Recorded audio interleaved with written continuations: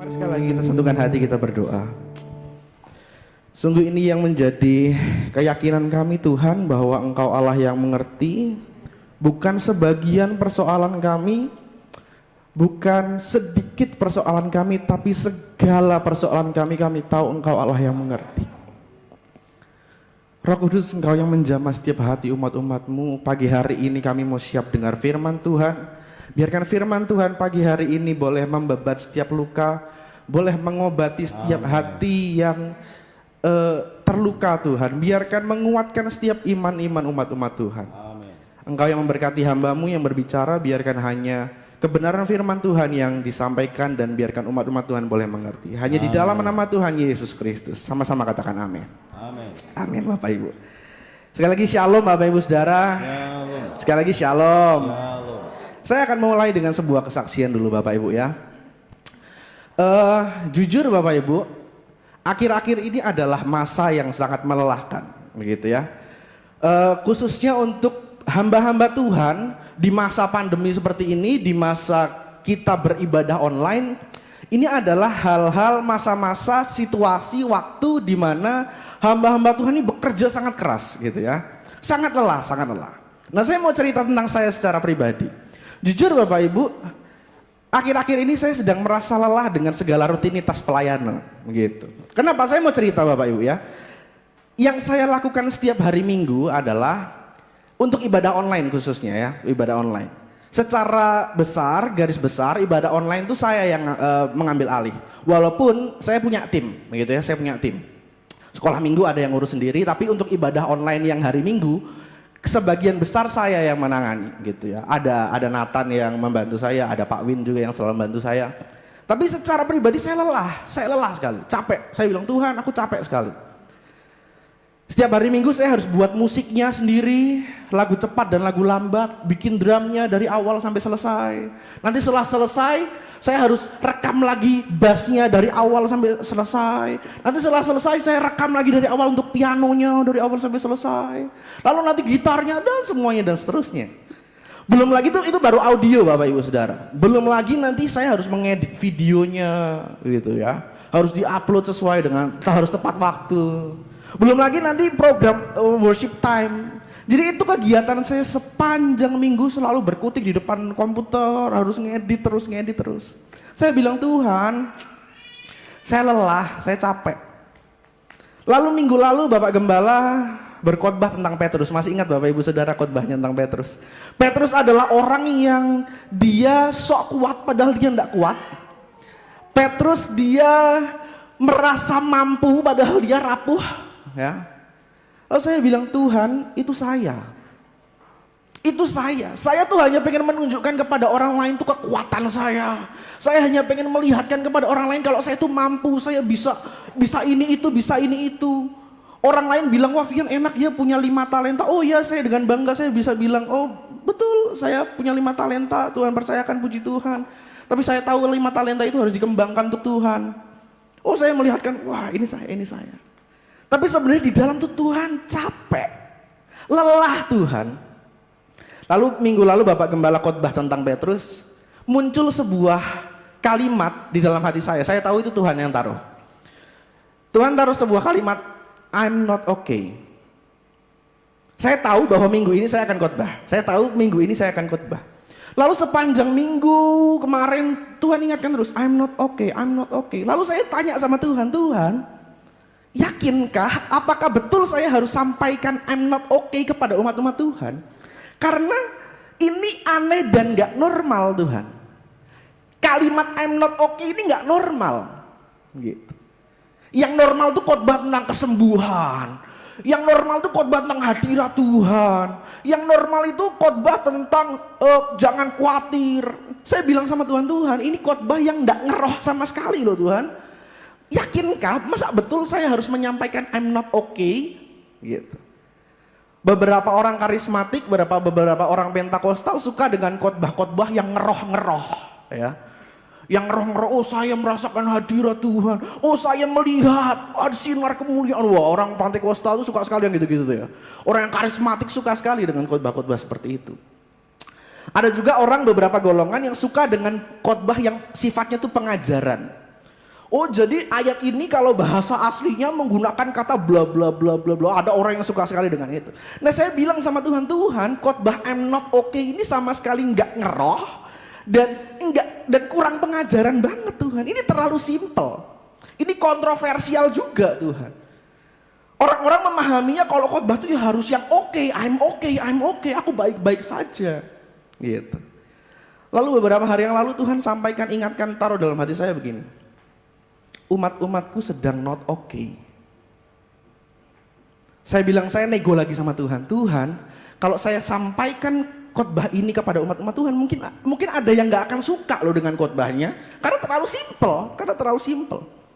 Tuhan ingatkan lagi, bicarakan, kasih tahu apa yang aku mau bilang, bukan apa yang umat-umatku mau. Oh ya udah, kalau udah gitu nurut Tuhan, nurut. Jadi saya berharap pagi hari ini khotbah ini sederhana, tapi seperti yang doa saya tadi adalah ini akan membebat setiap hati yang terluka, menguatkan setiap kita yang mulai rapuh. Biarkan di dalam hadirat Tuhan, kebenaran firman Tuhan itu akan menguatkan kita. Yang percaya katakan amin. Amin. Amin. Bapak Ibu boleh siapkan Matius 26 ayat 38. Matius 26 ayat 38. Di next saja. Next. Ya. Sudah saya taruh di depan Bapak Ibu. Ini adalah perkataan satu pribadi, satu sosok yang kita sembah selama ini. Siapa namanya? Yesus. Ini adalah perkataan satu sosok, satu pribadi yang kita kenal, dia maha kuasa, dia maha mulia, dia raja di atas segala raja, dia mampu menyembuhkan, dia melakukan banyak mujizat. Oke ya, ini perkataan Yesus. Kita baca sama-sama ya Bapak Ibu. Matius 26 ayat 38. 1, 2, 3. Lalu katanya kepada mereka, hatiku sangat sedih seperti mau mati rasanya. Tinggallah di sini dan berjaga-jagalah dengan aku. Katakan amin. Saya baca sekali lagi ya. Lalu katanya, perhatikan katanya, di situ menggunakan huruf besar, artinya Tuhan sendiri yang berbicara. Lalu katanya kepada mereka, mereka ini siapa? Mereka ini 3 muridnya Tuhan Yesus, Petrus, Yohanes, dan Yakobus. 3 murid kesayangan terdekat, gitu ya. Katanya Yesus kepada mereka, hatiku sangat sedih, seperti mau mati rasanya. Bapak Ibu, waktu saya bilang sama Tuhan, Tuhan, aku capek, aku lelah dengan semua rutinitas pelayanan. Rasanya pelayanan bukan lagi menjadi pelayanan, tapi hanya sekedar jadi pekerjaan. Bukan lagi melayani Tuhan dan melayani pekerjaan Tuhan, tapi ini jadi rutinitas belaka begitu. Lalu Tuhan sampaikan ayat ini. Tuhan bilang, aku waktu itu bukan cuma capek. Aku waktu itu bukan hanya lelah. Aku sangat sedih, hampir mati rasanya. Dengan kata lain tuh Tuhan menyampaikan, aku tuh depresi. Aku takut. Tuhan sedang lemah. Itu di ayat itu Tuhan Yesus saat itu dia sedang sangat sedih. Bapak Ibu, kita dari kecil didoktrin bahwa orang Kristen harus punya iman yang kuat. Orang Kristen gak boleh ragu. Orang Kristen harus punya iman. Yang setuju dengan saya katakan amin. Amin. Iya. Kita diajarkan untuk orang Kristen harus imannya harus kuat, teguh, gak boleh goyah. Kita harus kuat. Makanya muncul budaya, kalau ditanya kabarnya, bagaimana kabarnya Bapak Ibu, selalu dijawab luar biasa. Bagaimana kabarnya? Luar biasa. Bagaimana kabarnya? Luar biasa. Karena luar biasa ini sinonim dengan iman yang kuat. Aku baik-baik saja. Ya. Bagaimana kabarnya? Luar biasa. Jujur Bapak Ibu, sayangnya kita hidup di lingkungan di mana lingkungan ini tidak mendukung kita untuk kita tidak baik-baik saja. Lingkungan yang kita ada sekarang ini menuntut kita untuk kita selalu baik-baik saja. It is not okay to be not okay. Wah, asik ya, bahasa Inggris ya. Gak apa-apa, penonton di YouTube ada yang bisa bahasa Inggris sama Ibu. Ya. Lingkungan kita itu menuntut kita untuk kita selalu baik-baik saja. Sekali lagi, it is not okay to be not okay. Aneh kalau kita nggak oke itu aneh. Kalau kita sedang lemah, kita sedang depresi, kita kecewa, lingkungan akan bilang apa? Kurang doa, kurang iman. Wah, aku lagi kecewa, aku lagi stres, aku lagi sangat sedih. nggak orang Kristen. Betul ya? Lingkungan akan menjudge kita, akan menilai kita, kita kurang iman, kita kurang Kristen, kita kurang doa. Waktu kita sedang lemah, waktu kita sedang tidak kuat. Jujur, faktanya adalah masa ini kita sedang not okay, Bapak Ibu. Betul, kalau mau jujur, faktanya sekarang kita sedang not okay. Keuangan kita not okay. Ya, kesehatan kita not okay. Keluarga kita not okay.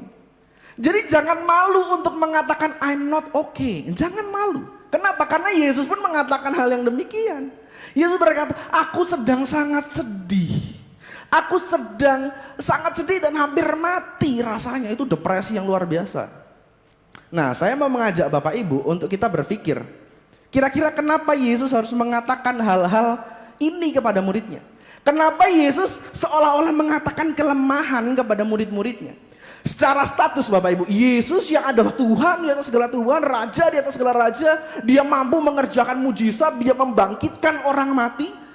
Dia menyampaikan seolah-olah kelemahannya kepada murid-muridnya. Secara status mereka hanya manusia biasa. Aku lagi lemah, aku lagi sedih banget, aku lagi depresi. Kalau kita mungkin kita akan gengsi ya Bapak Ibu ya. Bapak Ibu pernah enggak Bapak Ibu curhat kepada anak kita, anak Anda ya, saya belum nikah, saya belum punya anak dong. Kalau saya sih nggak pernah cerita sama anak ya, saya nggak pernah. Gengsi saya. Belum nikah saya. Ya. Jadi Bapak Ibu tolong doakan ya. Kapan waktunya tinggal itu urusan saya dan Tuhan yang negosiasi, nah gitu ya. Amin, Mbak Ruslan, amin. Ya sehat-sehatnya Mbak Ruslan ya, supaya sampai saya nikah Mbak Ruslan masih ada. Amin. Nah Bapak Ibu, pernah enggak kira-kira Bapak Ibu curhat kepada anak Anda? Aduh Bapak lagi sedih, Bapak lagi kecewa. Atau ibu-ibu curhat kepada anak laki-lakinya, aduh ibu ini lagi sebenarnya tuh lagi sangat ketakutan. Pernah enggak cerita kelemahan kita kepada orang yang secara status ada di bawah kita? Tidak harus status sosial ya, tidak harus secara status ekonomi, tidak. Gitu. Mungkin untuk sahabat OBS yang sedang menonton, Bapak Ibu yang sedang menonton, kalau Anda adalah kepala di suatu kantor, di suatu instansi, pernah enggak curhat kepada bawahan? Aduh aku lagi kecewa, aku lagi takut, aku lagi sedih. Mungkin kalau kita akan gengsi, tapi enggak dengan Yesus. Yesus sampaikan kelemahannya kepada 3 orang muridnya. Nah, saya akan mengajak kita untuk berpikir kenapa Yesus harus mengatakan hal ini kepada murid-muridnya. Next. Yang pertama, Yesus ingin menunjukkan bahwa it's okay to be not okay. Artinya, gak apa-apa kalau kita lagi sedih, kita lagi kecewa, kita lagi down, kita lagi merasa terpuruk. Gak apa-apa. Seringkali kita merasa, aduh aku lagi gak apa-apa, aku lagi kecewa nih, aku lagi down nih. Aneh rasanya kalau aku lagi down. Aku pengen nangis tapi aku gak mau nangis, aku gak mau kelihatan sedih. Di ayat ini Yesus kenapa dia sampaikan ini kepada muridnya adalah karena dia ingin menunjukkan bahwa it's okay to be not okay. Gak apa-apa. Tuhan Yesus bukan pribadi yang di atas sana melihat, wah anakku itu lagi sedih, anakku itu lagi kecewa, wah kurang iman dia. Enggak, no. Enggak. Yesus bukan pribadi yang menjudge, betul. Yang menjudge itu dunia Bapak Ibu, betul. Saya harus sampaikan ini. Yang menjudge kita bahwa kita kurang iman, kita kurang Kristen, kita kurang doa, itu dunia lingkungan kita. Tapi Yesus enggak. Dia di atas sana, dia mengerti. Seperti lagu tadi. Kita sedang depresi, kita sudah down, terpuruk. Rasanya kita ada di titik terbawah, hancur semuanya. Tuhan Yesus menilai, bukan anakku tidak Kristen ya. Enggak. Yesus tidak lakukan itu. Sekali lagi, kita diajarkan untuk menunjukkan kekuatan kita selama ini. Kita diajarkan untuk menunjukkan kelebihan kita. Ditanya kabarnya, bagaimana kabarnya? Luar biasa. Betulkah luar biasa? Waktu Anda tidak bisa bayar cicilan, Anda tidak punya uang, betulkah luar biasa? Anak-anak Anda, anak Bapak Ibu Saudara masuk ke tahun ajaran yang baru, butuh biaya dan kita tidak punya uang, betulkah itu luar biasa? Anda mengalami sakit yang rasanya nggak tahu lagi harus gimana, rasanya harus diobati seperti apa, gimana nggak tahu. Betulkah itu luar biasa? Saya harus sampaikan Bapak Ibu, Yesus mengajarkan it's okay to be not okay. Nggak apa-apa. Semakin kita mau menunjukkan kekuatan kita, semakin kita hanya mau menunjukkan sifat positif kita tidak mau nangis, kita pendem perasaan lemah kita pendam, yang terjadi apa? Malah jadi tambah stres, malah jadi tambah depresi, malah tambah jadi not okay. Betul ya Bapak Ibu ya?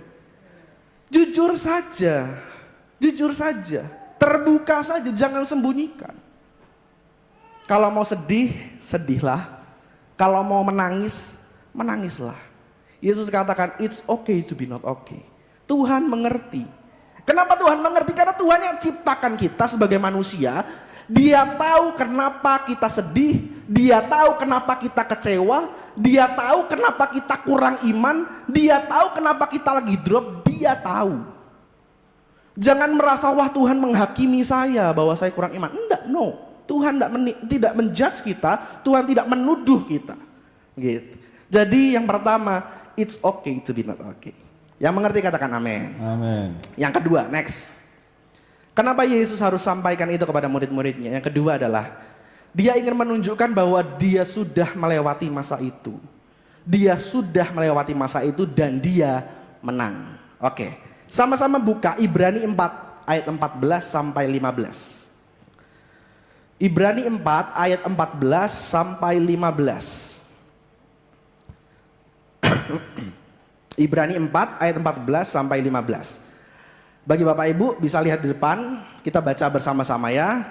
Ibrani 4 ayat 14 sampai 15. Baca sama-sama 2, 3. Karena kita sekarang mempunyai imam besar agung yang telah melintasi semua langit, yaitu Yesus, Anak Allah. Baiklah kita teguh berpegang pada pengakuan iman kita. Next, ayat 15.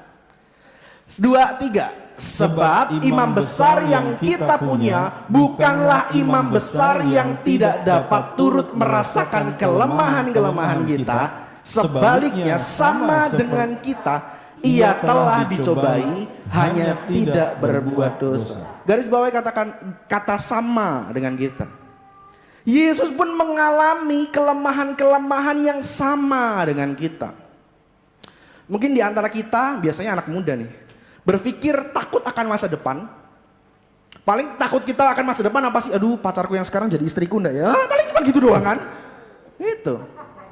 Aduh, pacarku yang sekarang, aduh itu bisa nggak ya bakal seganteng Lee Min Ho?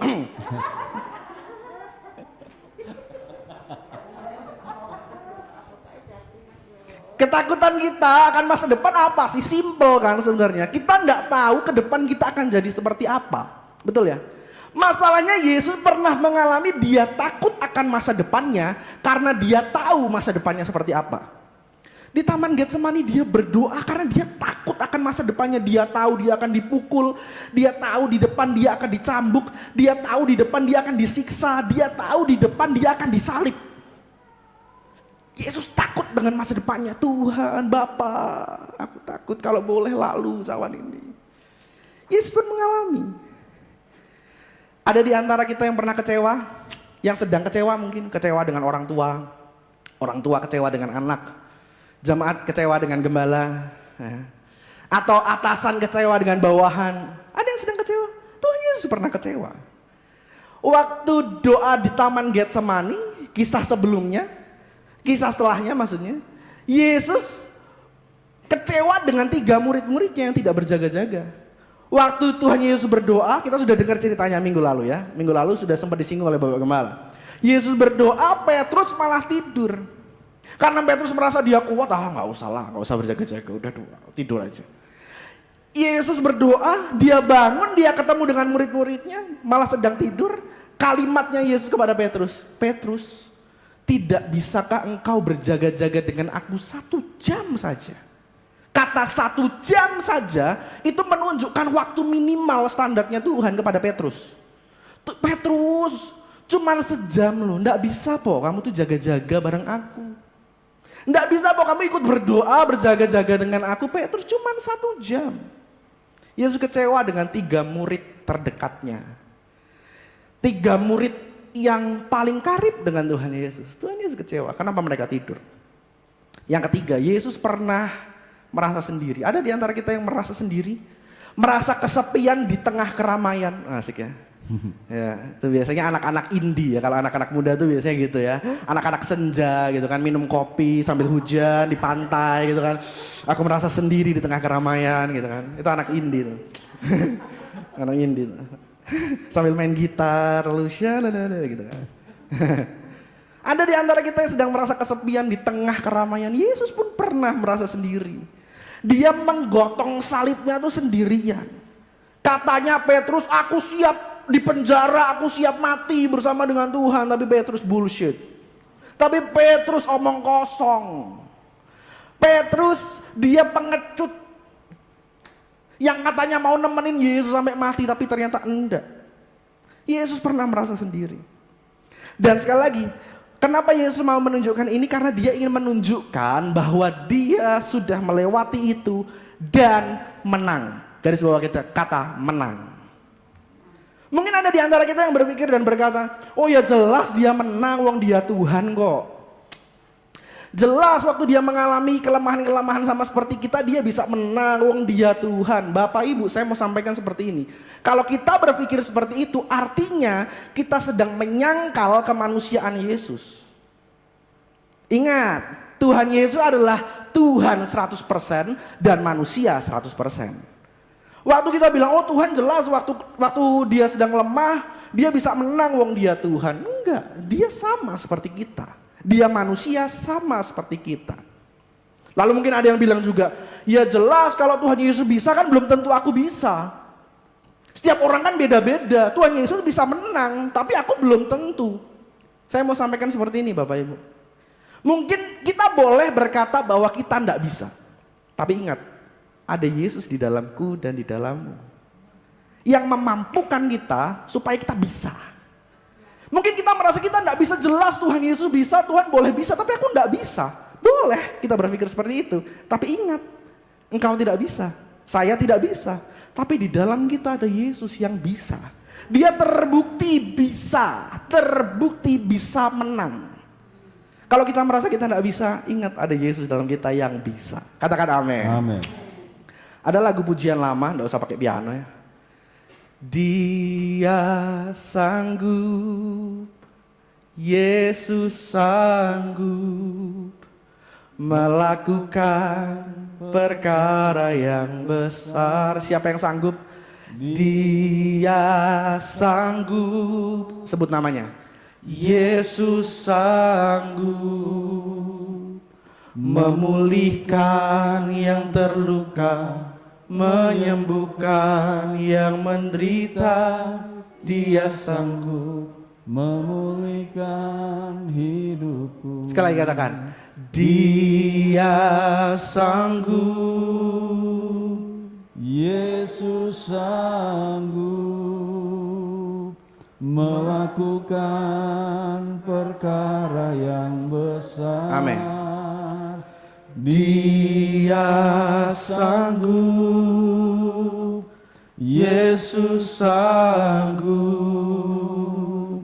memulihkan yang terluka, menyembuhkan yang menderita. Dia sanggup memulihkan hidupku. Kalau engkau dan saya sedang merasa I'm not okay, it's okay to be not okay. Dan ingat ada Yesus di dalam kita yang sanggup memulihkan kita. Yang setuju katakan amin. Amin. Yang terakhir, apa yang harus kita lakukan next? Apa yang harus kita lakukan saat kita not okay? Apa yang harus kita lakukan waktu kita not okay? Bapak Ibu boleh lihat kembali ke Matius. Kitab Matius tadi kita boleh lihat lagi. Matius 26, saya kayaknya enggak tampilkan di depan ya. Matius 26 ayat 39. Matius 26 ayat 39. Ini ayat setelahnya. Setelah Yesus berkata, hatiku sangat sedih, hampir mati rasanya. Ayat 39. Saya baca ya. Dari ayat 38 deh saya baca. Lalu katanya kepada mereka, hatiku sangat sedih seperti mau mati rasanya. Tinggallah di sini dan berjaga-jagalah dengan aku. 39. Maka ia maju sedikit, lalu sujud dan berdoa. Katanya, ya Bapakku, jikalau kiranya mungkin biarlah cawan ini lalu daripadaku. Tetapi janganlah seperti yang ku kehendaki, melainkan seperti yang engkau kehendaki. Kembali ke PowerPoint saja. Ya, perhatikan kata, maka ia maju sedikit, lalu dia sujud, lalu dia berdoa. Next, klik. Yang bisa kita lakukan waktu kita not okay, Bapak Ibu. I know I'm not okay, but I can pray about it. Aku tahu aku sedang tidak dalam keadaan baik-baik saja, tapi aku bisa melangkah maju sedikit untuk maju, untuk berdoa, untuk sujud menyembah. Ini yang dilakukan Yesus. Yesus sedang merasa dia tidak baik-baik saja. Lalu apa yang dilakukan? Maju sedikit untuk sujud dan berdoa.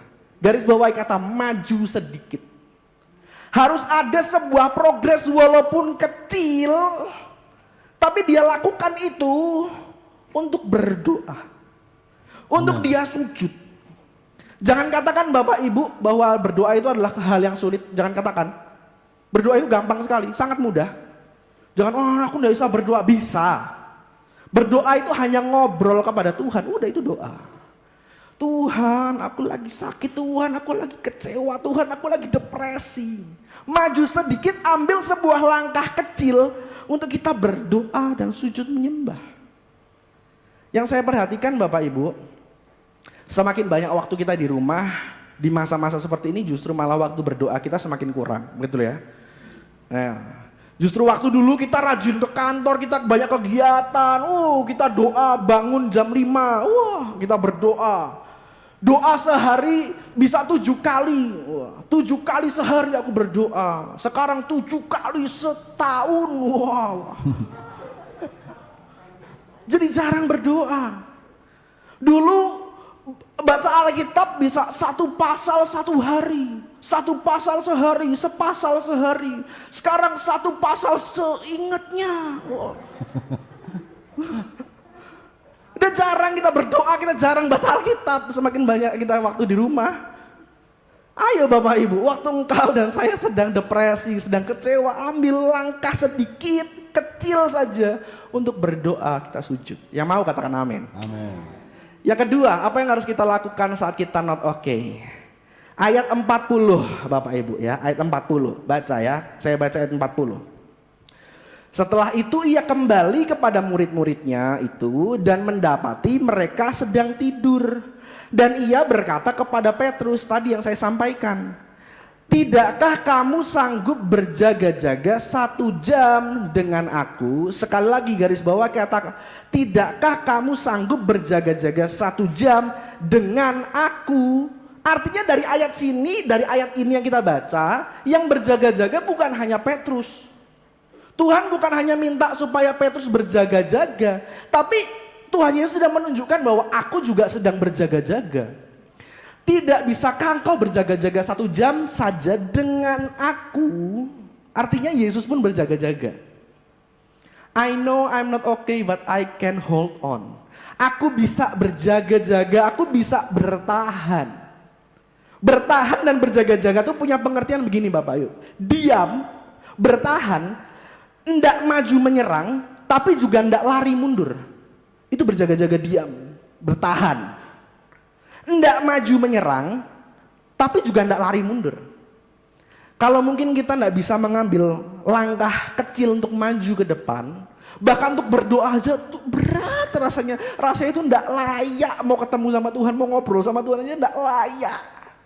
Solusinya ini, bertahan, berjaga-jaga, jangan mundur. Kalau kita tidak bisa maju, setidaknya jangan mundur. Asik ya kalimat saya. Kalau kita tidak bisa maju, setidaknya jangan mundur. Yang mengerti katakan amin. Amin. Apa yang harus kita lakukan saat kita not okay? Pertama berdoa, ambil langkah maju untuk berdoa. Kedua, kalau kita tidak bisa bahkan maju ke depan, bertahan dan berjaga-jaga. Diam, jangan mundur. Ayat terakhir, Lukas 21 ayat 36. Lukas 21 ayat 36. Ya, kita baca bersama-sama ya Bapak Ibu Saudara. Lukas 21 ayat 36 di depan. 2, 3. Berjaga-jagalah senantiasa sambil berdoa supaya kamu beroleh kekuatan untuk luput dari semua yang akan terjadi itu, dan supaya kamu tahan berdiri di hadapan Anak Manusia. Berjaga-jaga senantiasa, hold on, bertahan sambil berdoa, maju dikit-dikit. Ambil langkah kecil dikit-dikit, berdoa terus senantiasa. Kata senantiasa di situ artinya berulang-ulang. Yang Yesus lakukan di Taman Getsemani, dia berdoa berulang-ulang kepada Bapa dengan kalimat yang itu saja. Bapak Ibu nanti baca ya kisahnya di atasnya atau di bawahnya, baca keseluruhan pasal. Yesus berdoa kepada Bapa sampai 3 kali dengan kalimat yang itu saja. Tuhan Bapa, kalau boleh lalu cawan ini, tapi jangan kehendakku yang jadi, tapi kehendakmu yang jadi. Dia balik, lihat Petrus tidur, lalu dia berdoa lagi kepada Bapa, kalau bisa lalu cawan ini, dan seterusnya. Senantiasa, berulang-ulang. Yang mengerti sekali lagi katakan amin. Berjaga-jaga dan berdoa. Amin firman Tuhan, mari kita menyembah Tuhan.